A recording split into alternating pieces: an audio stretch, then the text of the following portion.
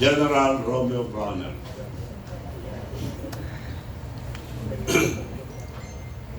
Dear General Romeo BRAWNER, Jr., I write this letter not as a political figure, but as a Filipino who has lived through wars, coup, assassination, dictatorship, betrayal, and revolution.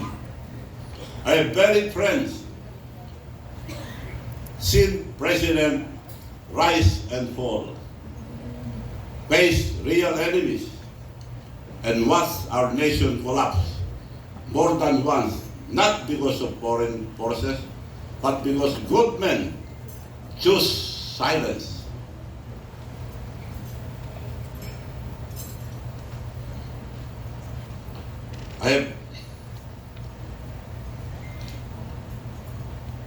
I have stood in the middle of history more than time that I can count. I know despair of a dying nation, General. There, I smell it again. This time the enemy is not foreign. This time the enemy is inside our own home.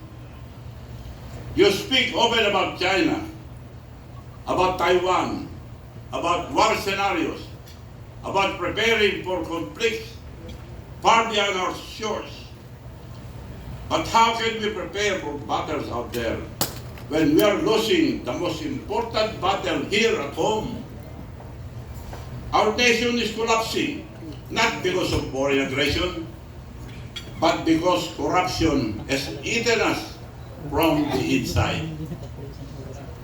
Tell me, General, how can China be the problem when it is that China stealing billions from our national budget? China did not mastermind the flood control anomaly. China did not corrupt illegal insertions. China did not cause the peso to crash, the enemy to bleed, or investors to flee. Let us stop fooling ourselves. The cancer is not in the West Philippine Sea. The cancer is sitting comfortably in an air-conditioned offices, smiling at cameras, while draining this country dry. General, sir, as Chief of Staff of the Armed Forces, holds billions in intelligence funds. Billions. Are we supposed to believe that with all the intelligence money, you do not know what is happening? General, even the tricycle driver knows what is happening in our country. It is corruption. If this massive corruption escapes your radar, it can only mean two things. The AFP is being blinded, or it is being ordered to close their eyes. Neither is acceptable. Neither is forgivable to the Filipino people.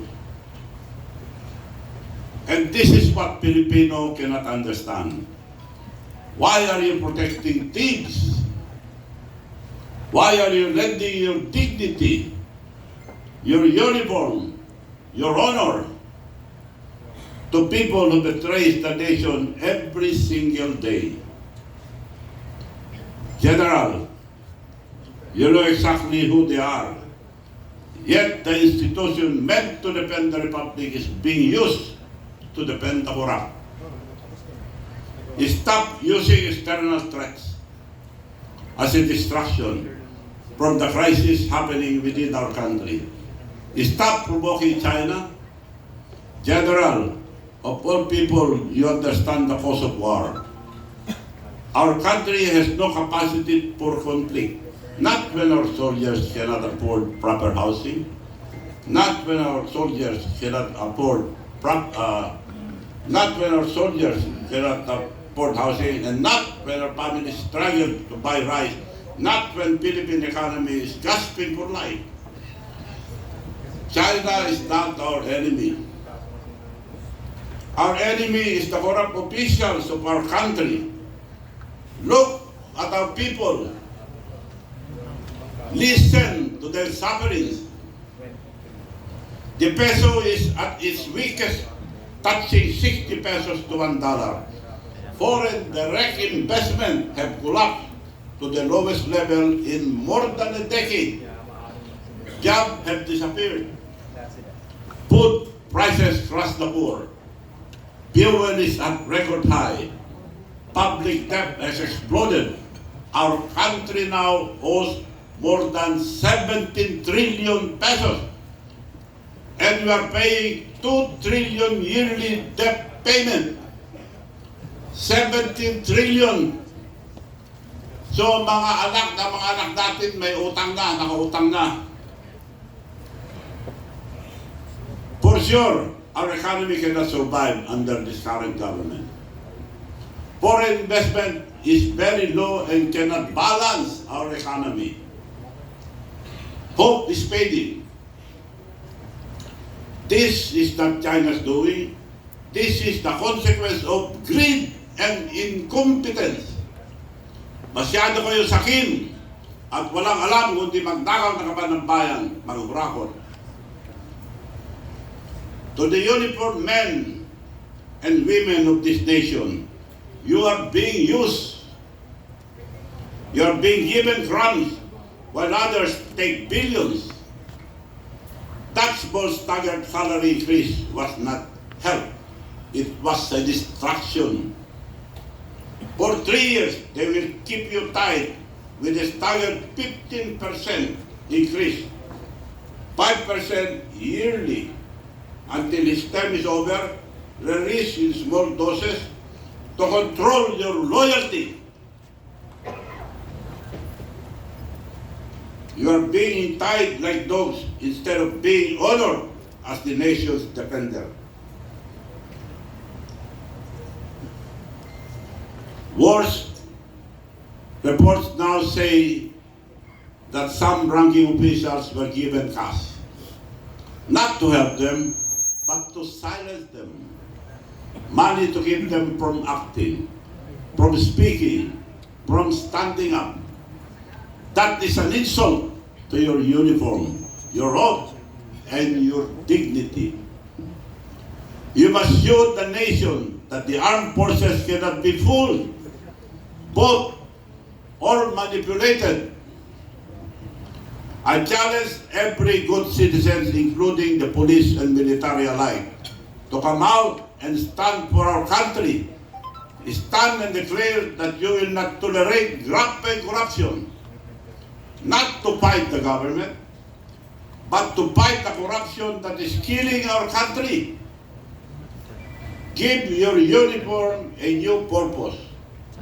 A purpose far greater than small pay increase, meant to pacify you. Rally behind the truth.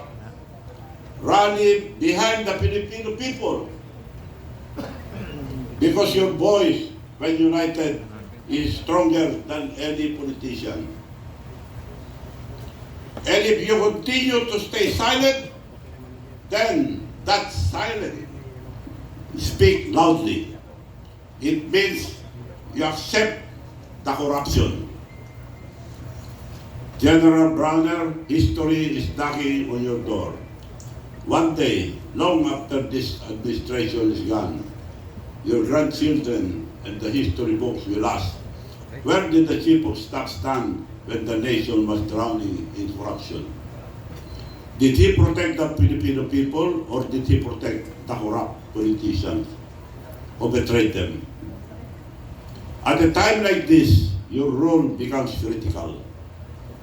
I'm not asking you to violate the Constitution. I'm not asking you to remove the president.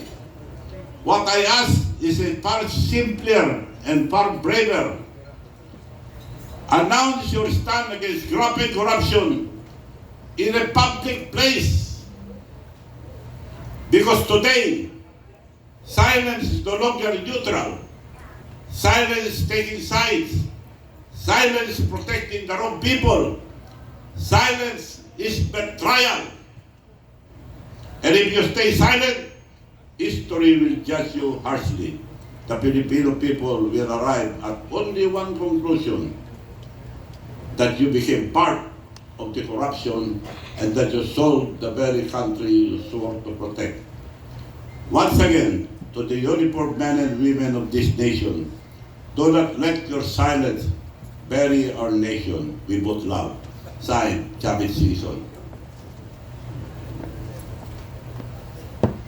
Before I answer questions, I have another message to my